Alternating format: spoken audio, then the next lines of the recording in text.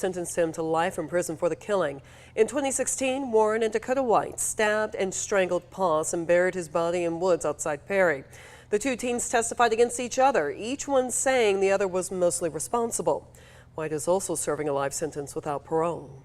Sorry doesn't bring back Sam, nor does it make anybody feel better. October 2016. 18-year-old Sam Poss walks through the woods outside Perry, Georgia, with two people he thought were his friends. The leaves are changing colors, and the evening air is getting cold. Sam doesn't know that Dakota White and Brandon Warren have already decided he won't be walking out of these woods alive. Within minutes, Sam will be stabbed 3 times in his chest, strangled with his own hands, and have a plastic bag forced over his head until he stops breathing. His body will be buried in a shallow grave among the trash and debris that people dump in these forgotten woods. Before we dive deeper into this case, drop a comment and let me know where you're watching from today. But this murder didn't happen out of nowhere. It started weeks earlier when 2 teenagers from Perry High School began planning something that would shock their entire community. They had originally planned to kill a different victim, a 12-year-old child. When that plan fell through, they turned their attention to Sam Poss, their own classmate. What happened next would reveal just how cold and calculated teenage killers can be. This is Accused, where we dig deep into the cases that reveal the darkest sides of human nature. If you're here, it's because you want to understand not just what happened, but why it happened and how justice was served. This case shook Perry, Georgia to its core because it wasn't a crime of passion or a moment of rage. This was planned, calculated murder carried out by 2 teenagers against their own high school classmate. Today I'm going to show you the evidence the media didn't report, the confessions that revealed the true horror of what Sam Poss went through, and the court proceedings that ultimately put both killers behind bars for life. If you're new here and cases like this fascinate you, hit that subscribe button. We dive deep into the psychology behind the crime. This is the story of how a normal October evening became a nightmare that destroyed multiple families and revealed that sometimes the people closest to you are the ones you should fear most. Sam Poss was 18 years old and a recent graduate of Perry High School in Houston County, Georgia. His father, Christian Poss, would later describe him as a trusting young man who saw the good in people. Sam lived in Perry, a small city about 2 hours south of Atlanta, where everyone seemed to know everyone else. He was the kind of person who would give his friends the benefit of the doubt even when maybe he shouldn't have. Dakota White was 17 at the time of the murder. He had been Sam's classmate at Perry High School. Brandon Warren was 18, also from the same school. On the surface, they appeared to be normal teenagers from a small Georgia town, but beneath that surface, something much darker was growing. The friendship between these 3 young men seemed ordinary enough. They knew each other from school, hung out occasionally, and seemed to get along fine. But by October 2016, White and Warren had already been discussing murder for weeks.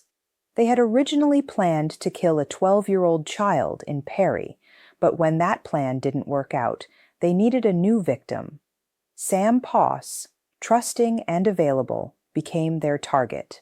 What Sam didn't know was that his 2 friends had been planning his death in detail. They had chosen the location, discussed the method, and prepared for what they would do with his body afterward. By the time Sam agreed to go with them to the woods outside Perry, his fate was already sealed. In the weeks leading up to October 2016, Dakota White and Brandon Warren began making their plans. Court records show that they had initially targeted a 12-year-old child in Perry for murder, but when that plan fell through, they turned their attention to Sam Poss. This wasn't a spontaneous decision. It was calculated and premeditated. The 2 teenagers chose a location in the woods outside Perry where people often dumped trash. It was isolated, away from any homes or businesses, and unlikely to have witnesses. They knew that if they buried a body there, it might not be found for days or even weeks. During this planning period, both White and Warren continued to act normal around Sam and their other classmates. They went to school, hung out with friends, and gave no outward sign of what they were plotting. Sam had no idea that two people he considered friends were planning to kill him. The plan was simple but brutal. They would lure Sam to the isolated location, kill him there, and bury his body. They discussed using both stabbing and strangulation to make sure he was dead. They even talked about using a plastic bag to suffocate him if the other methods didn't work. By late October 2016, everything was in place. White and Warren had chosen their location, planned their method, and selected their victim. All they needed was the right opportunity to get Sam alone. That opportunity came on an evening in October when they convinced Sam to go with them to the woods. Sam, trusting his friends, agreed to go along. On the evening of October 13th, 2016, Dakota White and Brandon Warren convinced Sam Poss to go with them to the wooded area outside Perry. Sam had no reason to suspect anything was wrong. These were his friends from high school, and he trusted them completely. Once they reached the isolated location, the attack began immediately. According to testimony given during the trial, Brandon Warren stabbed Sam Poss 3 times in the chest. The wounds were deep and meant to be fatal, but Sam was still alive. That's when both White and Warren began strangling him with their bare hands, pressing down on his throat until he couldn't breathe. Even after the stabbing and strangulation, Sam was still fighting for his life. That's when the two killers placed a plastic bag over his head, sealing it tight to cut off any remaining air. They held it there until Sam Poss stopped moving completely. After confirming that Sam was dead, White and Warren buried his body in a shallow grave among the trash and debris that littered the woods. They covered him with dirt and leaves, thinking they had hidden their crime perfectly. Then they left the woods, leaving Sam's body behind, and returned to their normal lives as if nothing had happened. Sam Poss was reported missing when he didn't come home that night. His family immediately knew something was wrong because Sam always checked in with them. They contacted the Perry Police Department, who began searching for the missing teenager. It would be several days before his body was discovered in those same woods where he had been murdered. Question for you. If someone you knew from school asked you to go somewhere isolated with them, especially at night, what would your first instinct be? Would you trust them because you know them, or would you be suspicious? Sam Poss trusted his classmates, and it cost him his life. Sometimes the people who seem the most harmless are actually the most dangerous. When Sam Poss was reported missing, the Perry Police Department immediately began their investigation. Captain Heath Dykes led the search efforts, organizing teams to look for the missing teenager. They interviewed Sam's friends and family, trying to piece together his last known whereabouts. The search focused on areas around Perry where Sam might have gone. It took several days, but police eventually discovered his body in the wooded area outside town. The location was known as a dumping ground for trash, which is why it took time to find him among all the debris. The preliminary autopsy results were released by Captain Dykes. Samuel Poss, 18, was strangled to death, according to Perry Police Captain Heath Dykes. Poss also suffered stab wounds to the front torso, Dykes said. Warren and co-defendant Dakota White were found guilty of suffocating Poss by putting a plastic bag over his head and stabbing the victim. The investigation quickly focused on Dakota White and Brandon Warren. Both teenagers were brought in for questioning, and it didn't take long before they began pointing fingers at each other. In videotaped confessions, White claimed that Warren was the one who stabbed Sam, while Warren claimed that White was more responsible for the killing. During his confession, Dakota White made a chilling statement about the murder. He told investigators that after Sam had been stabbed and was dying, he wanted to make sure Sam wasn't suffering. This statement revealed the cold, calculated nature of the crime. Even as they were killing their classmate, the killers were thinking about the details of how to do it. Dakota White and a friend murdered Poss, a Perry High School classmate. White, who was 17 at the time of the crime, was convicted of murder in 2018. Dakota White, 17, and Brandon Warren, 18, have both been charged with murder in the death of Poss. During the investigation, prosecutors uncovered something that made this case even more disturbing. Day. Teens planned to kill Perry, 12-year-old, before deciding to kill Sam Poss. This wasn't their first murder plan. It was their backup plan. White and Warren had originally targeted a 12-year-old child in Perry for murder. When that plan didn't work out for some reason, they simply switched targets to Sam Poss. This revealed that they weren't driven by any personal hatred towards Sam specifically. He was just convenient, someone they could lure to an isolated location and kill. The fact that they had multiple murder plans showed prosecutors that this wasn't a crime of passion or a spur-of-the-moment decision. These were two teenagers who actively wanted to kill someone and were willing to target whoever was most vulnerable and available. Both suspects were held in Houston County Jail without bond while they awaited trial.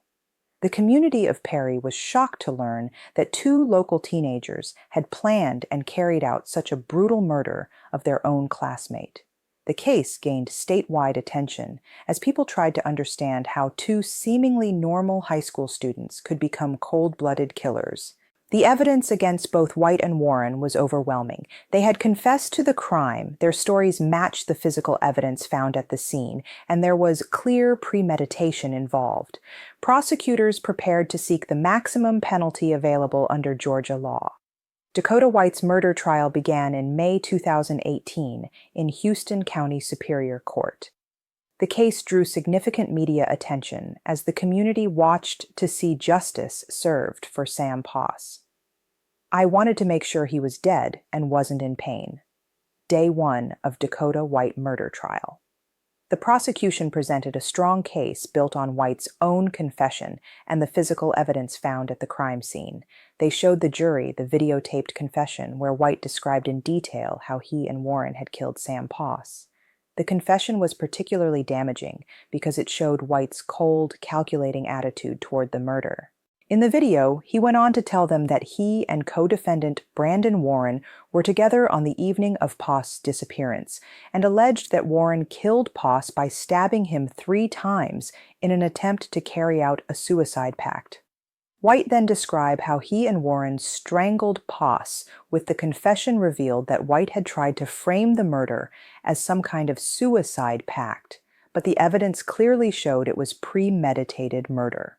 One of the most powerful moments in the trial came when Sam's father, Christian Poss, took the witness stand.